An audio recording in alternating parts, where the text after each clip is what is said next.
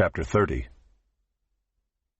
And when all these things come upon you, the blessing and the curse which I have set before you, and you call them to mind among all the nations where the Lord your God has driven you, and return to the Lord your God, you and your children, and obey his voice in all that I command you today, with all your heart and with all your soul, then the Lord your God will restore your fortunes and have mercy on you, and he will gather you again from all the peoples where the Lord your God has scattered you.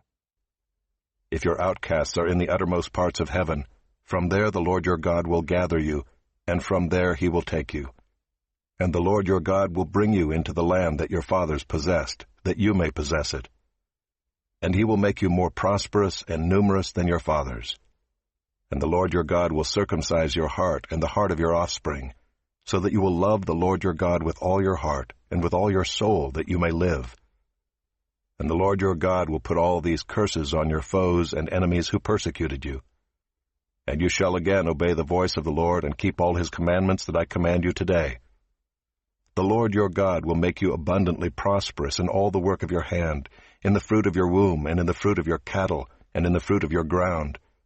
For the Lord will again take delight in prospering you, as he took delight in your fathers, when you obey the voice of the Lord your God, to keep his commandments and his statutes that are written in this book of the law, when you turn to the Lord your God with all your heart and with all your soul. For this commandment that I command you today is not too hard for you, neither is it far off. It is not in heaven that you should say, who will ascend to heaven for us and bring it to us, that we may hear it and do it? Neither is it beyond the sea that you should say, who will go over the sea for us and bring it to us, that we may hear it and do it? But the word is very near you. It is in your mouth and in your heart, so that you can do it. See, I have set before you today life and good, death and evil.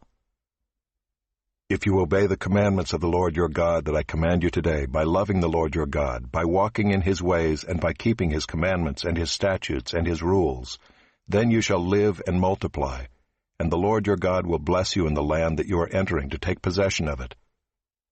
But if your heart turns away, and you will not hear, but are drawn away to worship other gods and serve them, I declare to you today that you shall surely perish.